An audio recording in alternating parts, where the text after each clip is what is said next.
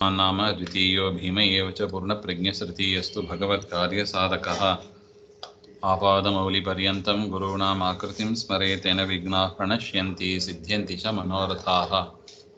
नारायणाय परिपूर्णगुणार्णवाय विश्वोदयस्थितिलयो नियतिप्रदाय ज्ञानप्रदाय विबुधासुरसौख्यदुःखसत्कारणाय वितताय नमो नमस्ते।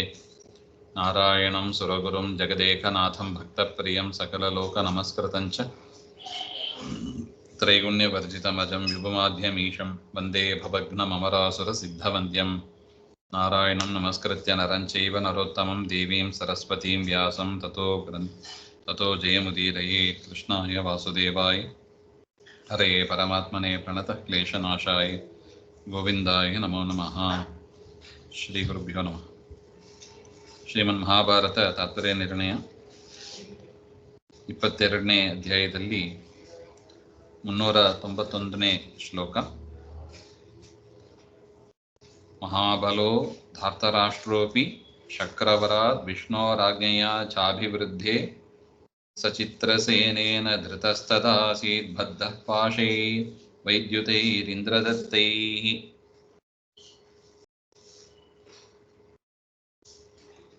ಶಕ್ರವರಾತ್ ಇಂದ್ರದೇವರ ವರದಿಂದ ವಿಷ್ಣುವಿನ ಆಜ್ಞೆಯಿಂದ ಆ ಚಿತ್ರಸೇನನ ಬಲ ಅದು ಅಭಿವೃದ್ಧವಾಯಿತು ಅಂತ ಹೇಳ್ತಾ ಇದ್ದಾರೆ.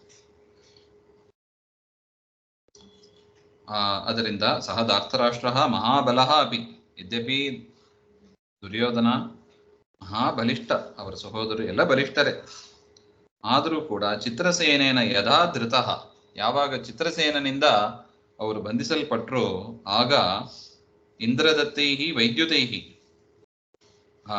ಇಂದ್ರನಿಂದ ಕೊಡಲ್ಪಟ್ಟ ಒಂದು ಹಗ್ಗ.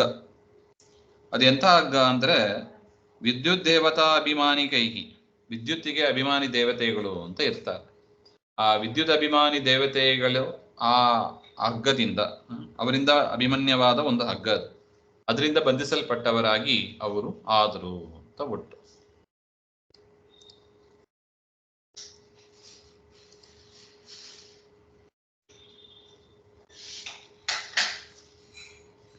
ತಸ್ಯಾನುಜಾ ಶಕುನಿ ರಾಜಭಾರ್ಯಾಃ ಸರ್ವೇ ಬದ್ಧಾಃ ಶಕ್ರದೂತೈಃ ಪ್ರಣೀತಾಃ ಆದಾಯ ತಾನಂಬರೆ ಸಂಪ್ರಯಾತೆ ಶೂರೂರವನ್ ಪಾಂಡವಾನ್ ಮಂತ್ರಿಣೋಸ್ಯ. ತಯಾ ದುರ್ಯೋಧನಸ್ಯ ಅನುಜಾದಯಃ, ದುರ್ಯೋಧನನ ಅನುಜರು 100 ಜನ ಸಹೋದರರು, ಅವರೆಲ್ಲರೂ ಕೂಡ ಶಕ್ರಭೃತ್ಯೈಹಿ ಗಂಧರ್ವೈಹಿ, ಇಂದ್ರನ ಭೃತ್ಯ ಚಿತ್ರಸೇನ ಗಂಧರ್ವರಿಂದ ಬದ್ಧಾಹ ಸಂತಹ, ಅವರು ಬಂಧಿಸಲ್ಪಟ್ಟು ಪ್ರಣೀತಾಹ, ಗಂಧರ್ವ ಲೋಕಕ್ಕೆ ಅವರನ್ನ ಕರೆದುಕೊಂಡು ಹೋಗ್ತಾ ಇದ್ದರು. ಆಕಾಶ ಮಾರ್ಗದಲ್ಲಿ ಆ ದುರ್ಯೋಧನಾದಿಗಳನ್ನ ಗಂಧರ್ವ ಲೋಕಕ್ಕೆ ಎಳ್ಕೊಂಡು ಹೋಗ್ತಾ ಇದ್ರು. ತಾನ್ ಧಾರ್ತರಾಷ್ಟ್ರಾನ್ ಆದಾಯ ಅಂಬರಂ ಆಕಾಶಂ ಪ್ರತಿ ಗಂಧರ್ವೇಶು ಪ್ರಯಾದೇಶು. ಈ ರೀತಿಯಾಗಿ ಆಕಾಶ ಮಾರ್ಗದಲ್ಲಿ ಹೋಗುತ್ತಾ ಇರುವಾಗ ಅಸ್ಯ ದುರ್ಯೋಧನಸ್ಯ ಮಂತ್ರಿಣಃ, ಆ ದುರ್ಯೋಧನ ಮಂತ್ರಿ ಅವನೇನ್ ಮಾಡಿದ, ಪಾರ್ಥಾನಾಂ ಸಮೀಪಂ ಆಗತ್ಯ, ಅಲ್ಲೇ ಪಾಂಡವರು ಅಲ್ಲೇ ಇದ್ರು, ದ್ವೈತವನದಲ್ಲೇ ಇದ್ರು, ಅಲ್ಲಿ ಪಾಂಡವರ ಹತ್ರ ಬಂದು ಅರೂರುದನ್ ಅಂದ್ರೆ ಅಳುತ್ತಾ ಈ ವಿಷಯವನ್ನೆಲ್ಲ ಹೇಳಿದ ಅಂತ ಹೇಳ್ತಾ ಇದ್ದ. ಸಮೀಪಮಾಗತ್ಯ ಪೃಥಾಸುತಾನಾಂ ಪರಾಭೂತಂ ವಃ ಕುಲಂ ಶಕ್ರಭೃತ್ಯೈ ಧೃತಸ್ಸ ಭಾರ್ಯಃ ಸಾನುಜೋ ಧಾರ್ತರಾಷ್ಟ್ರಃ ತಮ್ಮೋಚಯಧ್ವಂ ಭ್ರಾತರಂ ಭಾರತಾಗ್ರ್ಯಾಃ. ಏನಂತ ಹೇಳಿದ ಆ ಮಂತ್ರಿ ಹಾಗೆಂದ್ರೆ, ಹೇ ಅಗ್ರ್ಯಾಹ, ಗುಣದಿಂದ ಶ್ರೇಷ್ಠರಾದವರೇ, ಭ್ರಾತರೋ ವಹ ಯುಷ್ಮಾಕಂ ಕುಲಂ ಶಕ್ರಭೃತ್ಯೈಹಿ, ನಿಮ್ಮ ಕುಲದ ಸಹೋದರರು, ಭರತಕುಲ ಶ್ರೇಷ್ಠರು ನೀವು, ಅಂತ ನಿಮ್ಮ ಕುಲದಲ್ಲಿ ನಿಮ್ಮ ಸಹೋದರರು ದುರ್ಯೋಧನಾದಿಗಳನ್ನ ಶಕ್ರಭೃತ್ಯೈಹಿ ಪರಾಂಭೂತಂ ಅಂತ, ದುರ್ಯೋಧನಾದಿಗಳು ಶಕ್ರನ ಇಂದ್ರನ ಭೃತ್ಯ ಚಿತ್ರಸೇನ ಮೊದಲಾದ ಗಂಧರ್ವರಿಂದ ಸೋಲನ್ನು ಸೋತಿದ್ದಾರೆ. ಭಾರ್ಯಾದಿಭಿಃ ಸಹಿತಃ ಧಾರ್ತರಾಷ್ಟ್ರಃ ಗಂಧರ್ವೈಃ ಧೃತಃ, ಭಾರ್ಯ ಹೆಂಡತಿ ಎಲ್ಲರೂ ಸಮೇತವಾಗಿ ಸಹೋದರರು ಹೆಂಡಂದಿರು ಎಲ್ಲರನ್ನೂ ಕೂಡ ಧಾರ್ತರಾಷ್ಟ್ರ ಆ ದುರ್ಯೋಧನಾದಿಗಳು ಅವರು ಹೆಂಡತಿ ಸಹೋದರರು ಎಲ್ಲರನ್ನೂ ಕೂಡ ಆ ಗಂಧರ್ವರು ಬಂಧನದಲ್ಲಿಟ್ಟು ಕರೆದುಕೊಂಡು ಹೋಗ್ತಾ ಇದ್ದಾರೆ. ತಂ ಭ್ರಾತರಂ ಬಂಧುಭೂತಂ ಮೋಚಯಧ್ವಂ, ನಿಮ್ಮ ಬಂಧುಗಳಾದ ಸಹೋದರರಾದ ಆ ದುರ್ಯೋಧನಾದಿಗಳನ್ನು ನೀವು ಆ ಬಂಧನದಿಂದ ಮೋಚನೆ ಮಾಡಬೇಕು ಹಾಗೆ ಅಂತ ಅವನು ಪ್ರಾರ್ಥನೆ ಮಾಡ್ಕೋತಾ ಇದ್ದಾನೆ ಪಾಂಡವರ ಹತ್ರ. ತತ್ರ ಭಾರತೇಶು ಭರತವಂಶೇಶು ಅಗ್ರ್ಯಾಹ ಶ್ರೇಷ್ಠಾಹ ಇತ್ಯರ್ಥ. ಅಂದರೆ ಭರತವಂಶದಲ್ಲಿ ಶ್ರೇಷ್ಠರು ನೀವು ಹಾಗೆ ಅಂತ ಸಂಬೋಧನೆ. ಹಾಗೆ ಏನಾಯಿತು, ಪಾಂಡವರು ಅವರ ರಿಯಾಕ್ಷನ್ ಹೇಗಿತ್ತು ಹಾಗೆಂದ್ರೆ, ಇತ್ಯುಕ್ತೌಚೇ ಭೀಮಸೇನೋಗ್ರಜಂ ಸ್ವಂ ಜಾನೇ ರಾಜನ್ ಯಾದೃಶೋಯಂ ವಿಮರ್ದಃ ಐಶ್ವರ್ಯಂ ಸ್ವಂ ದರ್ಶಯನ್ನ ಸಮಾಗಾತ್ ದುರ್ಯೋಧನಸ್ತೇಜಸೋ ಭಂಗಮಿಚ್ಚನ್.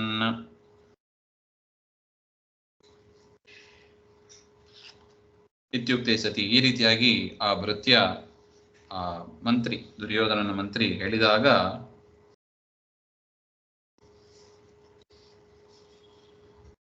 ಭೀಮಸೇನ ದೇವರು ಸ್ವಂ ಅಗ್ರಜಂ, ತನ್ನ ಅಣ್ಣನಾದ ಧರ್ಮರಾಜನ ಹತ್ರ ಈ ಮಾತನ್ನು ಹೇಳ್ತಾರೆ. ಹೇ ರಾಜನ್, ಭೀಮಸೇನ ದೇವರು ಹೇಳುವ ಮಾತು, ಎಲೆ ಯುಧಿಷ್ಠಿರನೇ, ಅಯಂ ವಿಮರ್ದಃ ಯುದ್ಧಂ ಯಾದೃಶಃ ಯನ್ನಿಮಿತ್ತಃ ತನ್ನಿಮಿತ್ತಂ ಜಾನನ್ ಇತ್ಯೂಚೆ.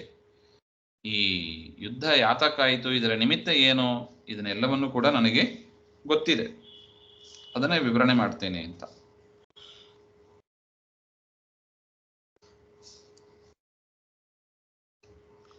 ನಹ ಅಸ್ಮಾಕಂ ತೇಜಸಾ ಭಂಗಂ ಮಹಾಹಾನಿಂ ಇಚ್ಛನ್. ದುರ್ಯೋಧನ ಇಲ್ಲಿ ಬಂದದ್ದು ಯಾತಕ್ಕೆ, ನಮ್ಮ ಜೊತೆಗೆ ಮೆರೆದಾಡೋದಕ್ಕೆ, ಅಲಂಕಾರ ಮಾಡಿಕೊಂಡು ನಮಗೆ ಅಗೌರವವನ್ನು ತೋರಿಸುವುದಕ್ಕಾಗಿ ಇಚ್ಛೆ ಪಟ್ಟುಕೊಂಡು ಅವನು ಬಂದ. ಅದರಿಂದ ಏನಾಯಿತು, ತನ್ನ ಒಂದು ಐಶ್ವರ್ಯ ವೈಭವ ಅದನ್ನೆಲ್ಲ ಅವನು ಕಳ್ಕೊಂಡ. ಐಶ್ವರ್ಯಂ ವೈಭವಂ ದರ್ಶಯನ್ ದುರ್ಯೋಧನ ಸಮಾಗ, ತಮ್ಮ ಐಶ್ವರ್ಯವನ್ನು ತೋರಿಸ್ತಾ ಬಂದ ಅವನು. ಹಾಗೇನಾಯಿತು, ವಿಜ್ಞಾಯ ತೇಷಾಂ ಮಂತ್ರಿತಂ ವಜ್ರಬಾಹು ಏತಚ್ಚಕ್ರೆ ನಾತ್ರ ನಃ ಕಾರ್ಯಹಾನಿ ದಿವ್ಯಂ ಜ್ಞಾನಂ ಸ್ವಾತ್ಮನೋ ದರ್ಶಯನ್ ಸಹ ಏತಾವದುಕ್ತ್ವಾ ವಿರರಾಮ ಭೀಮಃ. ಈ ರೀತಿಯಾಗಿ ದುರ್ಯೋಧನ ಬರೋದು ಇಂದ್ರದೇವರಿಗೆ ಗೊತ್ತಾಯಿತು. ಇಂದ್ರದೇವರು ಏನ್ ಮಾಡಿದ್ರು, ವಜ್ರಬಾಹು ಅಂದರೆ ಇಂದ್ರ ಅಂತ ಅರ್ಥ.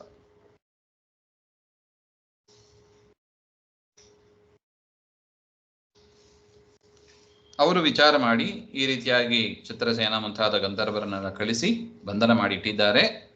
ಇದೆಲ್ಲ ನಮ್ಮನ್ನ ಅವಮಾನ ಮಾಡಬೇಕು ಅಂತ ಬಂದ ದುರ್ಯೋಧನಾದಿಗಳಿಗೆ ಆಗಬೇಕಾಗಿದ್ದದ್ದೇ. ಅದರಿಂದ ನಮಗೆ ನಹ ಕಾರ್ಯಹಾನಿ ನಾಸ್ತಿ, ನಮಗೇನು ಲಾಸ್ ಇಲ್ಲ, ಇದರಿಂದ ಕಾರ್ಯಹಾನಿ ಯಾವುದೂ ಇಲ್ಲ ಇದರಿಂದ. ಈ ರೀತಿಯಾಗಿ ಭೀಮಸೇನ ದೇವರು ಯುಧಿಷ್ಠಿರನಿಗೆ ಹೇಳ್ತಾರೆ.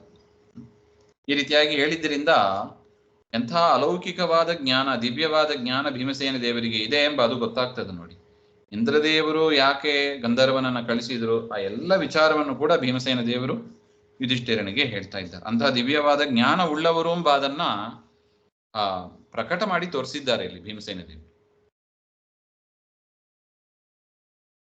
ಏತಾವದುಕ್ತ್ವ ವಿರರಾಮ, ಇಷ್ಟು ಹೇಳಿ ಅವರು ಸುಮ್ಮನಾದರಂತೆ. ವಿಷಯ ಗೊತ್ತಿದ್ದ ಮೇಲೆ ಹೇಳದೇ ಇರಬಾರ್ದು ಅಂತ. ಯಾವುದೊಂದು ಅಧರ್ಮ ನಡೆದಾಗ ಇದು ಅಧರ್ಮ ಅಂತ ಹೇಳಿ ನಾವು ಅಲ್ಲಿ ಪ್ರತಿಭಟನೆ ಮಾಡಬೇಕು, ಅದು ಸುಮ್ಮನೆ ಕೂತು ಇರಬಾರ್ದು ಅಂತ. ಅದರಿಂದ ಭೀಮಸೇನ ದೇವರಿಗೆ ಎಲ್ಲ ಗೊತ್ತಿದ ಮೇಲೂ ಕೂಡ ಹೇಳದೇ ಇರಬಾರ್ದು ಅಂತ ಇಷ್ಟು ವಿಷಯವನ್ನು ಹೇಳಿ ತಮ್ಮ ಒಂದು ಅಲೌಕಿಕವಾದ ಜ್ಞಾನವನ್ನು ಕೂಡ ಇಲ್ಲಿ ಪ್ರದರ್ಶನ ಮಾಡಿದ್ದಾರೆ ಅಂತ. ಏಕಾಹ ಯಜ್ಞೆ ದೀಕ್ಷಿತೇನೈವ ರಾಜ ಸಂಪ್ರೇಷಿತೋ ಭೀಮಸೇನೋರ್ಜುನಶ್ಚ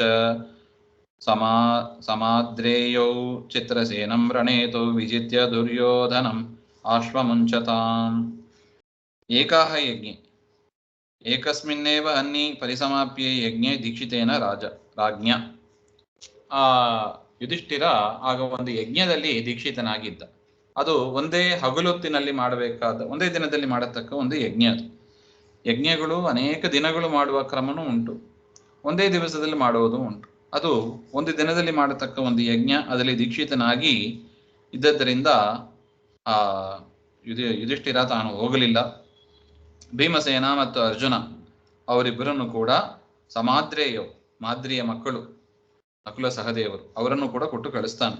ನಕುಲದೇವಾಭ್ಯಾಂ ಸಹ ವರ್ತಮಾನೌ ಪ್ರೇಷಿತೌ ಕಳಿಸ್ತಾನೆ.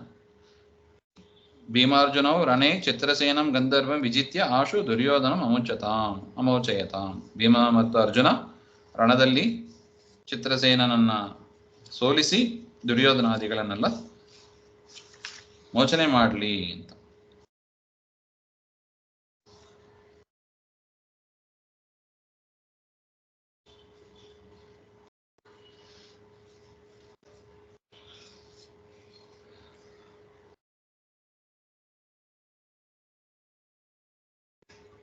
ಈ ರೀತಿಯಾಗಿ ಹೇಳಿದಾಗ ಅವರು ಕೂಡ ಹೋಗಿ ಯುಧಿಷ್ಠಿರನ ಮಾತಿನಂತೆ ಯುದ್ಧ ಮಾಡಿ ಆ ಚಿತ್ರಸೇನನನ್ನ ಸೋಲಿಸಿ ಆ ದುರ್ಯೋಧನನ್ನು ಬಿಡಿಸ್ತಾರೆ. ಆಗ ಏನಾಯ್ತು? ಸಚಿತ್ರಸೇನೋ ವಾಸವೋಕ್ತಂ ಚ ಸರ್ವಂ ಕುಮಂತ್ರಿತಂ ಧಾರ್ತ ರಾಷ್ಟ್ರಸ್ಯ ಚಾಹ ಪಾರ್ಥಸ್ಯ ಭೀಮಸ್ಯ ಚ ತನ್ನಿಶಮ್ಯ ಸುವ್ರೀಡಿತೋ ಧೃತರಾಷ್ಟ್ರಾತ್ಮಜೋಭೂತ್.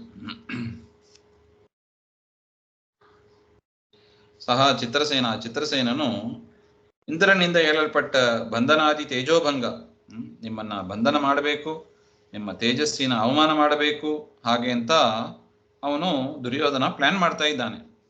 ಅದನ್ನ ನಾಶ ಮಾಡಬೇಕು ಅಂತ ಹೇಳಿ ಇಂದ್ರದೇವರು ನಮ್ಮನ್ನ ಕಳಿಸಿದ್ದಾರೆ ಹಾಗೆ ಅಂತ ಇದು ದುರ್ಯೋಧನಾದಿಗಳ ಕುಮಂತ್ರಿತಂ, ಅವರ ಒಂದು ಕೆಟ್ಟ ಆಲೋಚನೆ, ದುರಾಲೋಚನೆ, ಅದೆಲ್ಲವನ್ನು ಕೂಡ ಅರ್ಜುನನಿಗೆ, ಭೀಮಸೇನ ದೇವರಿಗೆ ಆ ಚಿತ್ರಸೇನ ಹೇಳ್ಬಿಡ್ತಾನೆ. ದೇವಲೋಕದ ಒಂದು ರಹಸ್ಯ ಎಲ್ಲವನ್ನು ಕೂಡ ಹೇಳ್ಬಿಡ್ತಾನೆ. ಆಗ ಧೃತರಾಷ್ಟ್ರಾತ್ಮಜ ಅಂದ್ರೆ ದುರ್ಯೋಧನ ಆ ಚಿತ್ರಸೇನೋಕ್ತಂ ನಿಶಮ್ಯ, ಆ ಚಿತ್ರಸೇನ ಹೇಳಿದ ಮಾತನ್ನು ಕೇಳಿ ಸುವ್ರೀಡಿತ, ಭಾರಿ ನಾಚಿಕೆ ಆಯ್ತಂತೆ ಅವನಿಗೆ. ನಾಚಿಕೆ ಪಟ್ಟು ಸುತರಾಂ ಲಜ್ಜಿತಃ ಅಭೂತ್, ತುಂಬಾ ನಾಚಿಕೆಯಾಗಿ ಅವನು ಸುಮ್ಮನಿದ್ದ ಅಂತ ಹೇಳ್ತಾ ಇದ್ದಾರೆ. ಸಮಾಪ್ಯ ಯಜ್ಞಂ ಚ ತಥೋಭಿಯಾಂತಂ ಸರ್ವೇ ಪ್ರಾಪುರ್ಧರ್ಮರಾಜಂ ಸಚಾಶು ಸಂಪೂಜ್ಯ ತುತ್ಸೃಜ್ಯ ಚ ಚಿತ್ರಸೇನಂ ಊಚೇ ಗಾಂಧಾರೇ ನ ಪುನಃ ಕಾರ್ಯಮೀದೃಕ್. ಯಜ್ಞಂ ಸಮಾಪ್ಯ, ಇಲ್ಲಿ ಯುಧಿಷ್ಠಿರನು ಕೂಡ ಯಜ್ಞವನ್ನು ಮುಗಿಸಿ ಅಲ್ಲಿಗೆ ಬರ್ತಾನೆ. ಅವನತ್ರ, ಯುಧಿಷ್ಠಿರನ ಹತ್ರ ಭೀಮಾದಿಗಳು ಎಲ್ಲ ವಿಚಾರವನ್ನು ಕೂಡ ಹೇಳ್ತಾರೆ. ಸಚ ಧರ್ಮರಾಜ ಚಿತ್ರಸೇನಂ ಉತ್ಸೃಜ್ಯ ಸಂಪೂಜ್ಯ ಚ ಊಚೆ. ಯುಧಿಷ್ಠಿರನು ಕೂಡ ಆ ಚಿತ್ರಸೇನನನ್ನ ಪೂಜಿಸಿ ಮಾತನ್ನು ಹೇಳ್ತಾನೆ. ಊಚೆ ದುರ್ಯೋಧನಂ ಪ್ರತಿ, ದುರ್ಯೋಧನನ್ನು ಕುರಿತು ಹೇಳ್ತಾನೆ, ಹೇ ಗಾಂಧಾರೇ, ಗಾಂಧಾರಿಯ ಮಗನೇ, ಈದೃಕ್ ವ್ಯಸನಂ, ಇಂತಹ ಒಂದು ನೀಚ ಕಾರ್ಯವನ್ನ ಕದಾಪಿ ನ ಕಾರ್ಯಂ, ಇನ್ನು ಮುಂದೆ ನೀ ಮಾಡ್ಲಿಕ್ಕೆ ಹೋಗಬೇಡ ಹಾಗೆ ಅಂತ ಹೇಳಿ ಕಳಿಸ್ತಾನೆ. ಸ ಪಾಂಡವೈರ್ಮೋಚಿತ ಸಾನುಜಶ್ಚ ಸಭಾರ್ಯಕ ಕಿಂಚಿದತೋಪಗಮ್ಯ ಸಮ್ಮೇಳನಾಯೋಪವಿಷ್ಟಶ್ಚ ತತ್ರ ಸುವ್ರೀಡಿತ ಸೂತಪುತ್ರಂ ದದರ್ಶ. ಈ ರೀತಿಯಾಗಿ ಅನುಜಾದಿಭಿಃ ಸಹಿತ ದುರ್ಯೋಧನ ಅವನ ಸಹೋದರರು ಎಲ್ಲರೂ ಕೂಡ ಪಾಂಡವೈಹಿ ಮೋಚಿತಃ, ಬಂಧನಕ್ಕೆ ಒಳಗಾಗಿದ್ರು. ಪಾಂಡವರು ಬಂದು ಅವರನ್ನೆಲ್ಲ ಬಿಡಿಸಿದರು. ಬಿಡಿಸಿ ಅವರೆಲ್ಲ ಹಸ್ತಿನಾವತಿಗೆ ಹೋದರು. ದ್ವೈತವನಾತ್ ಕಿಂಚಿತ್ ದೂರಂ ಉಪಗಮ್ಯ, ಹಸ್ತಿನಾವತಿಗೆ ಹೋಗಬೇಕು, ಆದ್ರೆ ದ್ವೈತವನದಲ್ಲಿ ಇದ್ದಾರೆ, ಅಲ್ಲಿಂದ ಸ್ವಲ್ಪ ದೂರ ಹೋದ್ರು. ಅಲ್ಲಿ ಹೋಗಿ ತತ್ರ ಮೇಲನಾಯ, ಅಲ್ಲಿ ಒಂದು ಮೀಟಿಂಗ್ ಆಯ್ತು. ಪರಾಭೂತಂ ಸ್ವಸೇನಾ ಮೇಲಯಿತು ಉಪವಿಷ್ಟ, ಸುಮ್ಮನೆ ಕೂತ್ಬಿಟ್ಟ ಅಂತ ದುರ್ಯೋಧನ ಅಲ್ಲಿ ಹೋಗಿ. ಸ್ವಸೇನಾ ಮೇಲಯಿತು ಉಪವಿಷ್ಟ ಸುವ್ರೀಡಿತ, ತುಂಬಾ ನಾಚಿಕೆಯಿಂದ ಅವನು ದುರ್ಯೋಧನ ಕುಳಿತಿದ್ದ. ಅಲ್ಲಿ ಸೂತಪುತ್ರಂ ಕರ್ಣಂ ದದರ್ಶ, ಸೂತಪುತ್ರನಾದ ಕರ್ಣನನ್ನ ದುರ್ಯೋಧನ ನೋಡ್ತಾನೆ. ಸಚಾಹ ದೃಷ್ಟ್ಯಾ ಜಯಸಿ ರಾಜನ್ನಿತಿ ಸುಯೋಧನಂ ವ್ರೀಡಿತೋ ನೇತಿ ತಂ ಚೋಕ್ತ್ವಾ ಯಥಾ ವೃತ್ತಂ ಸುಯೋಧನಃ ಉಕ್ತ್ವಾ ಪ್ರಾಯೋಪವೇಶಂ ಚ ಚಕ್ರೆ ತತ್ರ ಸುದುಃಖಿತಃ. ಸಚ ಕರ್ಣ ಆಹ,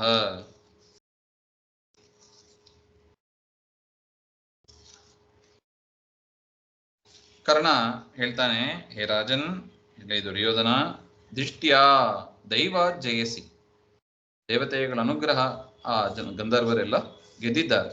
ಜಯಂ ಆಪ್ಯ ಆಗತಃ ಭ್ರಾಂತಸ್ಯ ಇದಂ ವಚನಂ ವ್ರೀಡಿತಃ ದುರ್ಯೋಧನ ತಂ ಕರ್ಣಂ ಪ್ರತಿ. ಇಟ್ಟು ಹೇಳಿದಾಗ ಅವನ ನಾಚಿಕೂತ ದುರ್ಯೋಧನ. ಅವನು ದುರ್ಯೋಧನ ಕರ್ಣನ ಕುರಿತು ಹೇಳ್ತಾನೆ, ನೇತಿ ಜಯೋ ನ ಪ್ರಾಪ್ತ ಇತ್ಯುಕ್ತ ಯಥಾವೃತ್ತಂ.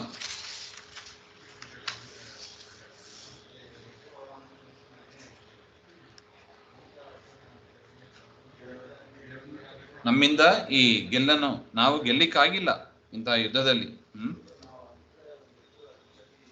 ಯಥಾವೃತ್ತಂ ಬಂಧಮೋಚನಾಧಿಕಂ ವೃತ್ತಂ ತಥಾ ಉಕ್ತ್ವಾ ತತ್ರ ಪರಾಭವ ವಿಷಯ ಸುದುಃಖಿತಃ. ಯಾರನ್ನ ನಾವು ಬಂಧನ ಮಾಡಬೇಕು ಅಂತ ಬಯಸಿದ್ದೇವೋ ಅವರಿಂದಲೇ ಬಂಧನದಿಂದ ಮೋಚನೆಯನ್ನು ಪಡೆದಿದ್ದೇವೆ. ಪಾಂಡವರನ್ನ ಬಂಧನ ಮಾಡಬೇಕು ಅಂತ ಹೊರಟ್ರೆ ಗಂಧರ್ವರು ನಮ್ಮನ್ನ ಬಂಧನ ಮಾಡಿದ್ರು, ಕೊನೆಯಲ್ಲಿ ಪಾಂಡವರ ಕೈಯಿಂದಲೇ ಬಿಡಿಸ್ಕೋಬೇಕಾಗಿತ್ತು. ಅದರಿಂದ ಭಾರಿ ಮಹಾಸೋಲು ಇದು. ಅದರಿಂದ ಭಾರಿ ದುಃಖಿತನಾಗಿ ಪ್ರಾಯೋಪವೇಶಂ ಅಂದ್ರೆ ನಿರಶನ ವ್ರತ ಅಂತ, ಅಂದ್ರೆ ಊಟ ಮಾಡೋದಿಲ್ಲ, ನಾನು ಸಾಯುವ ತನಕ ಊಟ ಮಾಡೋದಿಲ್ಲ, ಹೀಗೆ ಇರ್ತೀನಿ ಹಾಗೆ ಅಂತ ಹೇಳಿ ನಿರಶನ ವ್ರತವನ್ನ ಮಾಡಲಿಕ್ಕೆ ಶುರು ಮಾಡ್ತಾನೆ ದುರ್ಯೋಧನ. ಪ್ರಾಯೋಪವೇಶ ಅಂತ ಕರೀತಾರೆ ಅದನ್ನು. ಈ ರೀತಿಯಾಗಿ ನಿರಶನ ವ್ರತವನ್ನ ಶುರು ಮಾಡಿದ್ದಾನೆ. ಆಗ ಮುಂದೆ ಏನಾಯ್ತು ಅದನ್ನ ಒಂದು ವಿಶೇಷ ಘಟನೆ ನಡೀತದೆ. ಅದನ್ನ ಮತ್ತೆ ಸೇರಿದಾಗ ನೋಡೋಣ. ಶ್ರೀಮಧ್ವಾಂತರ್ಗತ ಶ್ರೀಕೃಷ್ಣ ಅರ್ಪಣಮಸ್ತು. ಶ್ರೀ ಹರಯೇ ನಮಃ.